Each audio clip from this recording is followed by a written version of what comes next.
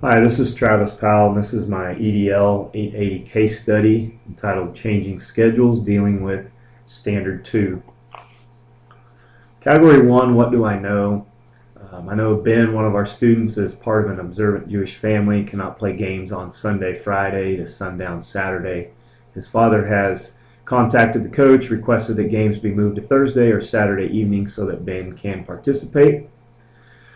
Next thing I know, Coach Best has responded to emails without getting counsel from the principal or athletic director. The communication between the father and Coach Best has become more volatile.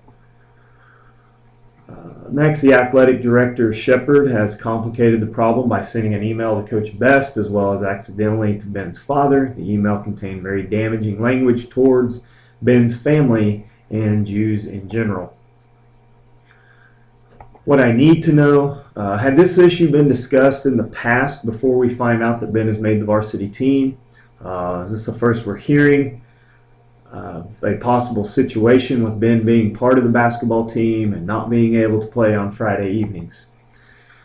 Second, why did Coach Best reply without getting advice from the principal, AD, or even the superintendent? And three, how serious are the parents in taking the school to court? Taking legal action, as Mr. Cohen mentioned in one of his emails. Identify the problem.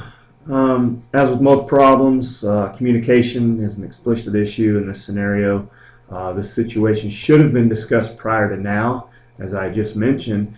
And also we have a coach and AD who have made insensitive remarks to a parent who's very sensitive and active with his faith. Proposed plan of action with strategies. First thing, I'll meet with Ben and his parents and explain to them it'd be very difficult to move the games because it affects not just our school but the other school, game officials, gate workers, concession stand workers, etc. He'll be allowed to play in the games that he can attend that don't conflict. Next, a meeting will be held with Coach Best and AD Shepard. They will be reprimanded, likely possibility of facing some sort of suspension from their duties. They will apologize to the family, be required to take some sort of diversity workshop or in-service. I will explore the need to present an in-service to all teachers dealing with cultural diversity that's present in our school and issues that we need to be sensitive to better help our students and understand conflicts that might come up. I will also express to Ben's parents what actions have and will occur with Coach Best and AD Shepard. Hopefully the reprimand, apology, the cultural training that we're going to do will put the parents at ease so they will not seek further legal counsel. I want to show them that this is a serious matter, but we've also taken positive steps and appropriate steps so that this does not happen again. Promoting the success of all students. The first way that I've promoted success of students is allowing Ben to play. I think the top priority in this case is, what is best for the student, what is best for Ben. And I think Ben needs to feel important and valued as a member of the team, important part of the school. If he's earned a spot on the team, then he should be allowed to play when he can. I don't think we want to punish Ben or any other student because of things that are out of their control. He can't control his culture and what he has grown up with. We shouldn't punish him for that. The next way that I show promoting success to students is by showing Ben and his parents that we as a district apologize for the way that this was handled. This situation, as I said earlier, should have been evaluated earlier. We are sorry. I don't think that Ben was treated with fairness, with dignity, or respect that he deserves as a student in our school district. I don't think his father was shown respect as well, as the emails with Coach Best and with Coach Shepard quickly escalated the situation and made it worse than it should have been. The last way I've promoted the success of students is by reprimanding Coach Best and AD Shepard. we have high expectations for not only our students but our staff. And because of those expectations, I think that they need to be put on leave or suspension from their duties for a certain amount of time that will be determined. They have some things that they need to take care of, an apology, going through some training, and again, our entire staff should probably have some training in diversity that we have in our school. We need to know what other cultures we're dealing with, and we need to understand how they work, and that way when these things come up, it's not a conflict. It's just, okay, it is what it is, and we'll go with it from there. Our student, staff, community must understand that the actions that took place don't create an environment that supports learning and diversity, and we apologize for that. Category 4, debrief by reflecting. What was I thinking? The first thing I thought as I started to read the first email from Mr. Cohen to Coach Best was, this is going to be a headache for AD. It's going to be pretty tough to change schedules for a game. As I said earlier, it doesn't just involve us. It involves the opponent. It involves officials. It involves gate workers, concession workers, anyone who's involved. Maybe even, if our school is big enough, we might have to have security there as well. And so it's not as easy as one might think. The next thing I was thinking was that Coach Best should not have responded to the second email. At best, he should have just apologized for not knowing, not understanding the Jewish culture, apologize for using the word church instead of synagogue, and just say, hey, I'm gonna do some more checking about this, and I'll get back to you. Instead of responding the way that he did. Maybe shouldn't have responded at all. And the last thing I was thinking, I said, man, this is bad. This situation has gone from bad to worse, and it just got worse. Our coach and AD should have handled this with better judgment. I mean, if the AD was going to send the email that he sent, it shouldn't have been in a reply to all, or however it happened. He maybe should have just started a new email, picked up the phone. The comments he made should not have been made at all. Reflect by what I was feeling. I first felt that Mr. Cohen jumped to conclusions about assuming the schools would be okay to change the dates. And then I also wondered about his comment that all the students were okay with changing the game schedule. I felt that maybe that was just a generalization. Like I said, he was jumping to conclusions and thinking that everybody was okay with this situation just because it happened in California with some family members. That's a totally different situation. The next thing I was feeling, Mr. Cohen jumped to conclusions. In his second email, he was very negative.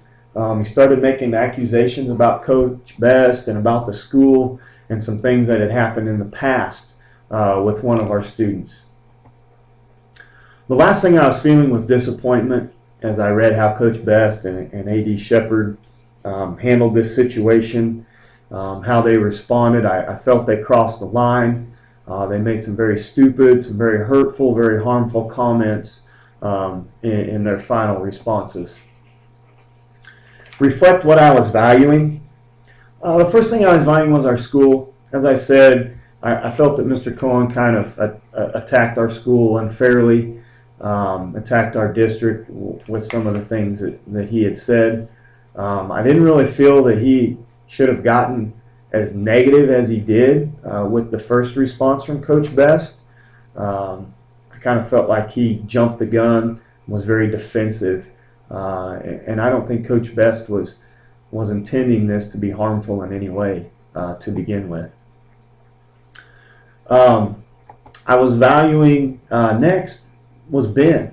I wanted to do what was best for him and his family, especially after this thing escalated or got worse, went down the tube, so to speak. The best thing for Ben was have him be a part of the team. The best thing for the family was sincere apology and proof that the school was trying to become more knowledgeable, trying to work at understanding their situation, their culture, and their background, as well as others in our district. The last thing I was valuing was the perception of our community because of the words and actions of our employees. The words that our coaches used and AD used and how they reacted to that difficult situation, that has an effect on our school and on our community. They should have handled themselves better. And so I was, valuing what people thought of us as a building, as a staff. Category 4, unresolved or open for further investigation. I believe the first issue that's unresolved is how Mr. Cohen is going to handle this in the near future. Is he still going to want to file a lawsuit against Coach Best, AD Shepard, and the school, even after we've tried to do some things to rectify the situation, an apology, doing some training, and just trying to become more knowledgeable. It was a misunderstanding. Second, I still wonder why this was not discussed sooner. Obviously, this family didn't just move into the district, as the words from AD Shepard. There were some situations in the middle school that occurred. As Ben just a freshman, did any of us not know that he was going out for sports?